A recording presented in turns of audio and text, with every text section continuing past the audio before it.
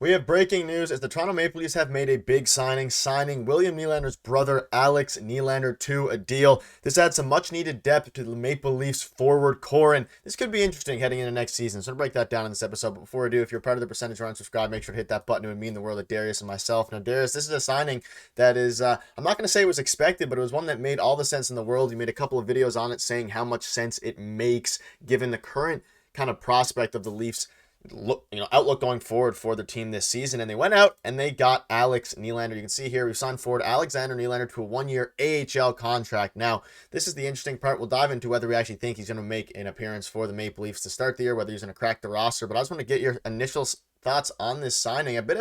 Wasn't expecting this on a Sunday. They always do it on the weekends. What are your thoughts on this one?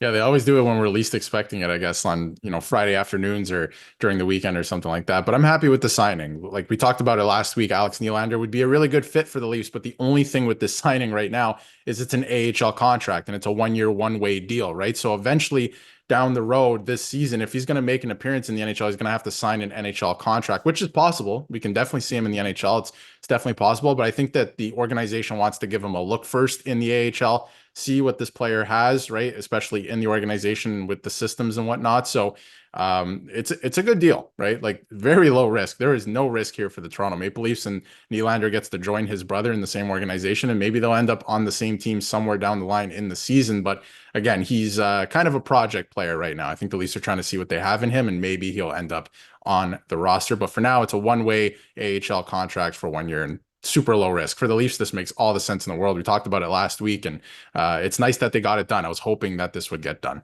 Kind of surprising that it is a one-way deal. I mean, this means that no other team was willing to give him an all pure NHL deal, which, again, we'll get into his stats and things like that in a minute. You can see here, two Nylanders in Toronto. Marlies announced they've signed Alex Nylander to a 1-year contract. And last year, he's only 26 years old. This is a younger player, recorded 11 goals and 4 assists in 23 games with the Jackets. And again, the AHL part of it is weird. And he can't be called up to the Maple Leafs on the AHL deal. He would need to sign the NHL deal. So I guess at this point, the assumption would be that they, like you mentioned, they put him down in the AHL to start. They see how he plays. And if he shows ability like he did earlier on when he was a prospect to really just light up the score sheet with goals, then maybe they call him up. But I'll ask you this question. Are you surprised they aren't going to give him a chance, or at least a deal that can immediately be converted into an NHL contract, given the lack of depth that the Toronto Maple Leafs have at that forward spot, considering potentially Nick Robertson getting traded and Tyler Bertuzzi being let go, or I guess signing elsewhere earlier on in the offseason?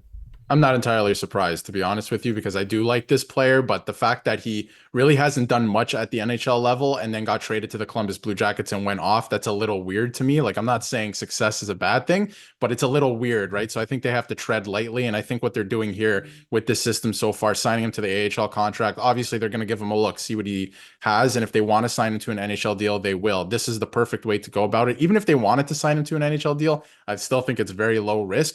But with this, they're paying him less, counts towards the cap less.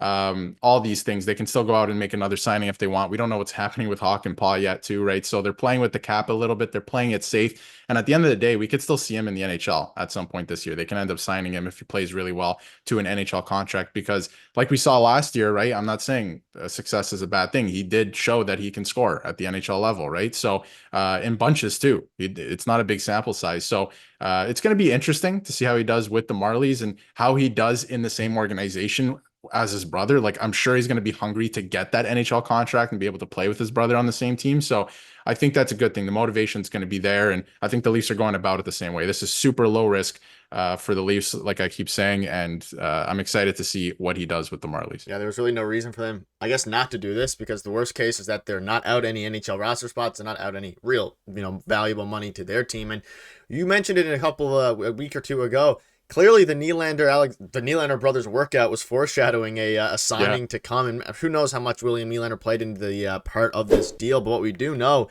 is that Alexander Nylander, I mean, he's still a decent player, and him coming up as a prospect, he was on the same level in some people's eyes as William Nylander. Obviously, it ended up being William Nylander was the better player, and I assume going forward is going to be the better player. But you can see here 15 points, 28 games, and you mentioned it was mainly kind of a breakout, not resurgence, but it's a breakout year for him with the Blue Jackets. He still put up about half a point a game, but seeing what he can do at the NHL level in a consistent play. I mean, he averaged 17 minutes a game last season for the Blue Jackets. And obviously, the Blue Jackets aren't the best team. The Leafs are in a much better spot. They're ready, ready to compete for the Cup this season. But it's a little bit, it's interesting that the role he could play, and we'll dive into that now. You can see here, so Alexander Nylander comes in on a Kiefer Bellows type role. We see what he does in the AHL, and if it becomes a possible option at the NHL level, then SPC is possible. So we spoke about Kiefer Bellows way back a few months ago at the start of last season, in the offseason there.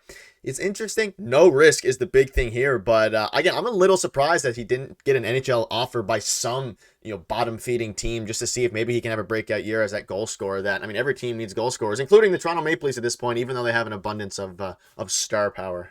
I think a lot of teams are up against the cap. That might be why, but I'm not going to dive too deep into it. Maybe he wanted to just play for the Leafs, right? Or in the same organization as his brother. And like you mentioned, there was a point in time years ago, maybe 6, 7, 8 years ago, where people thought that Alex was going to be better than William, right? So there's still something there in the skill set. I don't think you lose that, right? He's still playing at the NHL level. So I think he's going to come in with a lot of motivation, which is a really good thing. And I'm excited to see what that looks like. And I do think, like, mentioned the Kiefer Bellows thing, right? Last year, it's going to be a prove it deal. Come in, show us what you can do. Maybe you get an NHL contract out of it, a two-way deal, something like that. And then maybe you'll see some time in the NHL because, he does have experience playing in the NHL. And like you said, it was a bad team, but 17 minutes a night, right? And it was like less than half a season too, but he was half a point a game player, something like that. So there is still something there. I think the Leafs can kind of squeeze out of him, and he's still relatively young, 26. And it's crazy the things you can do with some discipline and motivation. I think he might be able to find that in this organization because he's bounced around a couple teams, and they're not very good teams either. He hasn't been able to find, line mates that can really fit his skill set. So I wonder if he finds that with the Leafs in this organization and makes his way up to the NHL. It's possible. It's possible that we see him in the NHL this year. Yeah, obviously you can see here the 8th overall pick 8 years ago back in 2016. And you can see the second paragraph, and this is kind of what I was going to get into a little bit. But Toronto is obviously thin forward depth, presents a unique buy low opportunity. And you keep mentioning the buy low, but obviously injuries happen as well. And he could be a guy that if injuries happen, they put him into an NHL contract just because of how not great he's been in the past. Not like he's been an elite player at any level, but besides a few years ago when he was a prospect. But now he has a chance to at least have an opportunity to play for an NHL team. And this is what David Alter had to say. So with an NHL contract, Alex would likely earn an invite to the Leafs training camp this fall. If he impresses to a point where his services will be needed with the big club, the franchise could always convert the deal to an NHL deal. And by keeping the contract at the AHL level, the Leafs don't use up one of their 50 NHL contract slots and can use the time to evaluate Alex and see if he can become a useful depth addition on offense. So overall, a very smart signing by the Toronto Maple Leafs. Great work by Brad living there. And I still think they're in the market and they're shopping for a guy who is more NHL ready than Alex Nylander. But if this opportunity presented itself like it did, there was no harm in that. Any final thoughts?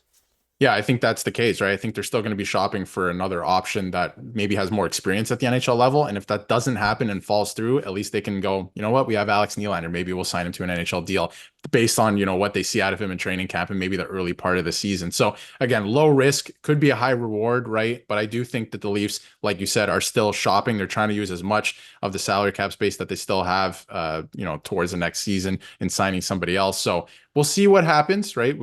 Something's going to happen. I don't think they're done. It would, obviously Nick Robertson still needs a contract too. So there's a lot to be done, but I think this was a very sneaky, good signing by the Leafs to kind of get this player into the organization with low risk, and it doesn't even count towards the contract slot. So very good work. Yeah, let us know what your thoughts are on this, and we'll keep you up to date with the latest signings, and maybe there'll be more to come following this. Thank you guys for watching.